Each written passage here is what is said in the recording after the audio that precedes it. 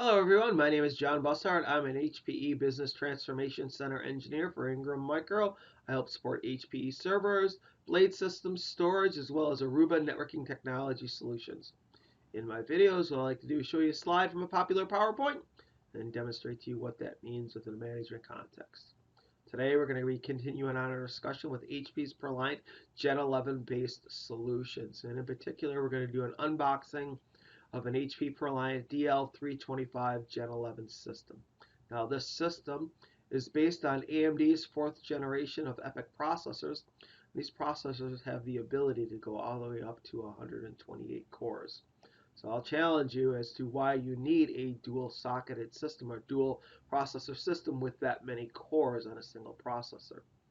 Now, that system we're going to unbox is going to be all the way on the left in this diagram. I thought this diagram would be something nice to show you because certainly HP's portfolio has expanded, and this represents both single-socketed systems or single processor systems as well as dual processor systems in both the 1 rack unit flavor, the 1U flavor, and the 2U flavor.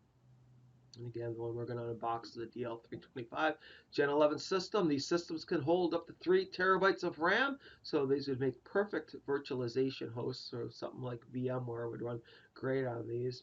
If you needed, a certain amount of cores, certain memory footprint, certainly this could handle a couple of network adapters, maybe dual port network adapters, 2 for your production network, maybe 2 for your storage network, or even an HBA. This would be a great candidate for something like that. Now, one of the reasons why you may want to go to a dual socketed system so you get more PCI Express lanes or more throughput for network performance if you need that, or if you maybe need greater GPU support for AI or ML. And I know there's serving suggestions that are listed underneath here. I'm going to stick to kind of the virtualization context because that kind of fits well with what we're going to talk about today. Now, certainly we've been talking about the DL325. Now, its big brother is going to be the DL345. So these systems have the same motherboard pre-installed in them. So they have the same capabilities as far as core count on processors as well as 3 terabytes of RAM. But you do get more expandability options within the DL345, obviously more PCI Express riser options as well as greater storage capabilities in there. So if you're doing something like software-defined storage, maybe vSAN or something like that, or some people load this up with a bunch of drives and use it as a backup target for their backup software. So certainly that would be something you may want to look at, or even databases. If you needed a large amount of storage, you could use that. Now, if you do need 2 socketed systems, HPE does offer those in AMD flavors.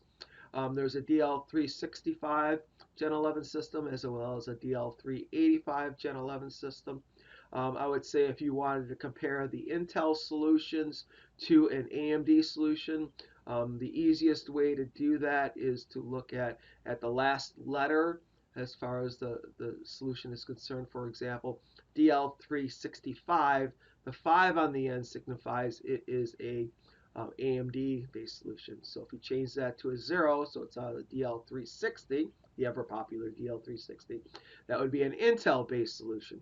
So in the case of a DL380, for example, maybe you're looking at a DL380 Gen11 solution, you want to maybe compare that to an AMD-based solution. You'd change that 0 on an end to a 5, and you'd have the system that closely matches that. Or at least its ID is the most closely matched. Obviously, your options and stuff may change, so you want to look into that. But that's how you want to look at these type of solutions that are out there. And again, the 1U and the 2U flavor, the 2U flavor has more expandability and certainly better GPU support within those options.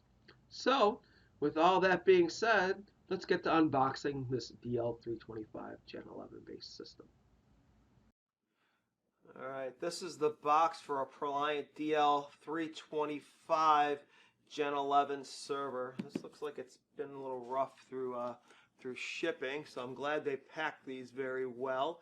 Now this system is based on AMD's 4th generation EPYC processors, or the Genoa processors. Let's take a look at the inside. Here is the rack mount rails. Let's take a look at those guys. Let's open those up. So the way these rails work is these clip on either side, and there's two of them here. Right? Clip on either side of the server, and then they'll slide into these rails, and these rails go inside the rack, and they really just clip in. There's ways for securing them in the rack as well, but they're really easy to install.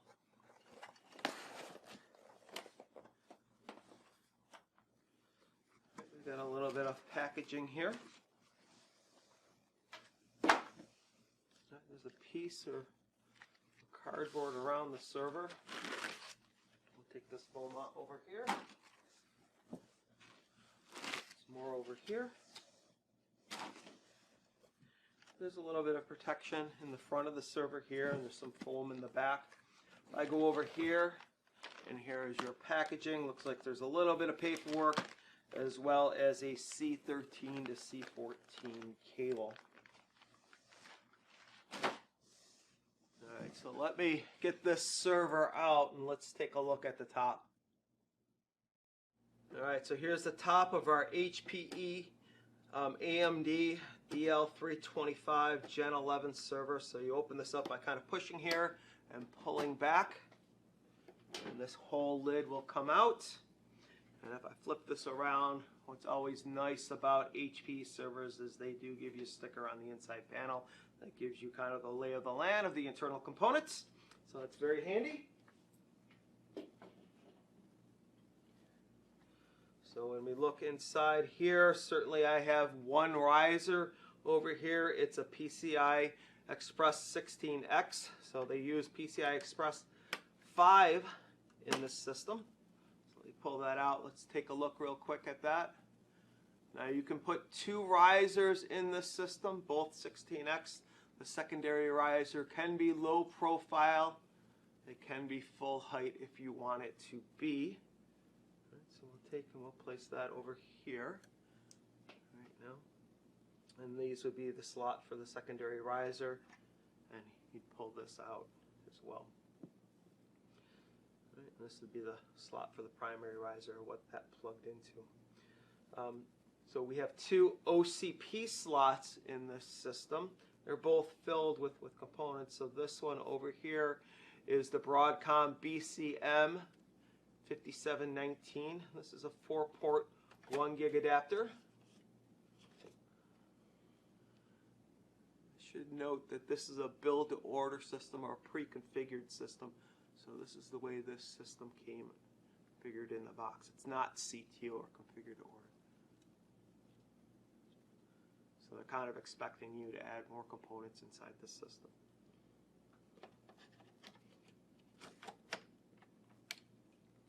Over here is an MR408I-O controller. So MR would be MegaRAID, 408 would tell you it's got 8 lanes, and I would be internal, and -O would mean it was in an OCP slot. So there is a battery connector here. All right, we'll pull that off. That battery goes to the motherboard, but this is the battery for that, so we could take a quick look at that if we felt like it. It'll be this here, pretty standard looking in what I've been seeing in the HP servers lately. There is a cable here which hooks up to this RAID controller. That goes all the way over here. It's kind of hidden a little bit, but if we go like this, pull this piece out, we could see where it's connected to over here. Right, so we could pull that out, and then we'll push this out. We'll take a look at this controller here. Again, this is the MegaRAID 408I-O controller.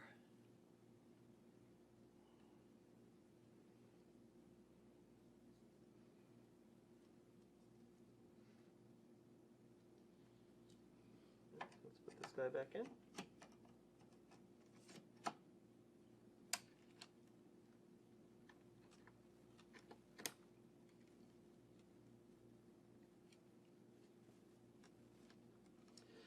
Here are the fans, and obviously anything that's got purple on it is hot pluggable. So you can pull this fan out while the system is up and running. Purple or port wine, however you want to call it. As you want to be fancy, you can call it port wine.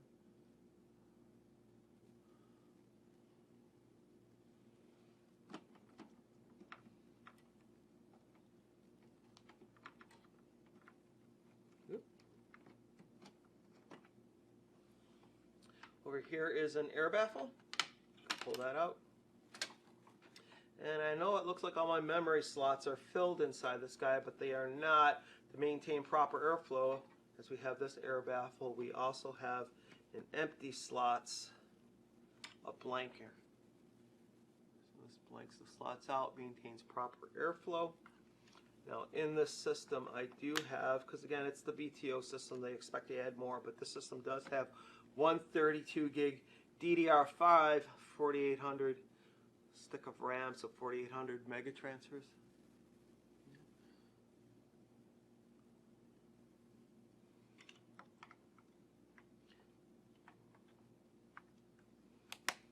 And underneath this heatsink is the Genoa, or the AMD 4th generation EPYC processor. This one has a 9124. It's 3 gigahertz. It's got 16 cores.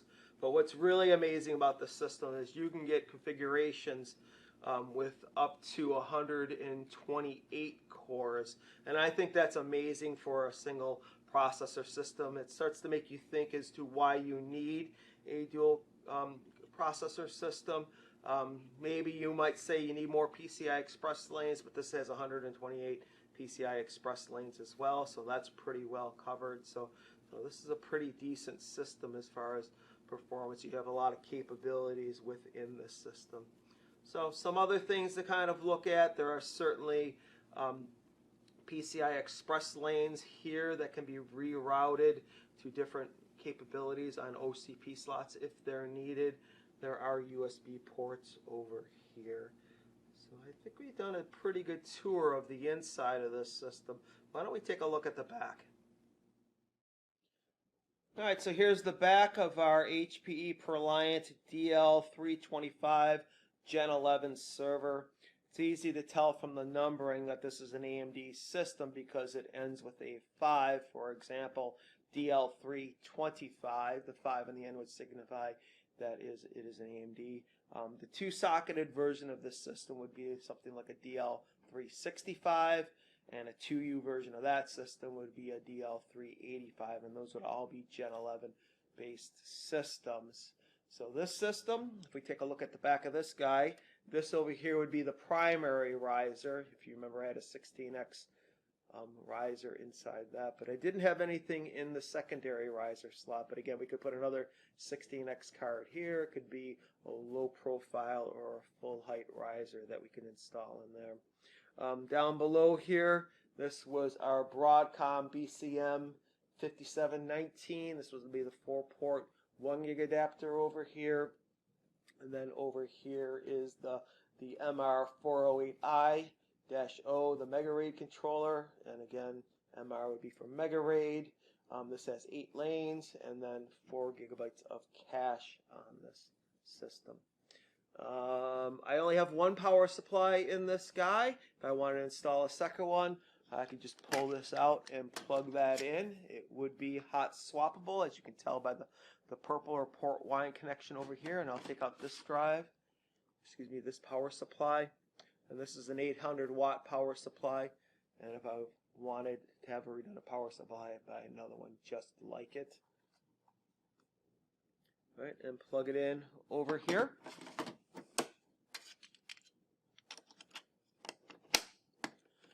All right, some of the other ports that we have over here are 2 USB 3 ports.